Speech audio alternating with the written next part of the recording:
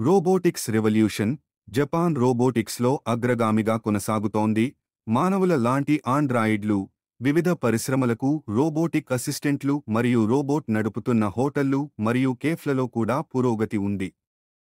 అంతరిక్ష పరిశోధన.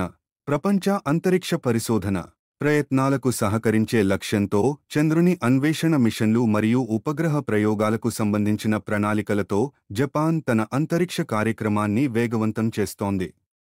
పునరుత్పాదక శక్తి, సుస్థిరతపై దృష్టి సారించి ఫుకుషిమా అనంతర అణుశక్తిపై ఆధారపడటాన్ని తగ్గించే లక్ష్యంతో జపాన్ సౌర మరియు పవన శక్తి వంటి పునరుత్పాదక ఇంధన వనరులలో భారీగా పెట్టుబడులు పెడుతోంది. సూపర్ ఫాస్ట్ రైళ్లు.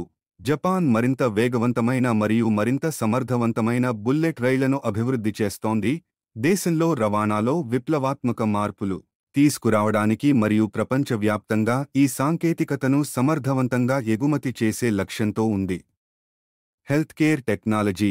వృద్ధాప్య జనాభాతో వృద్ధుల సంరక్షణ కోసం రోబోటిక్స్ మరియు వ్యక్తిగతీకరించిన ఔషధ పరిష్కారాలతో సహా వినూత్నమైన ఆరోగ్య సంరక్షణ సాంకేతికతలను అభివృద్ధి చేయడంలో జపాన్ ముందంజలో ఉంది.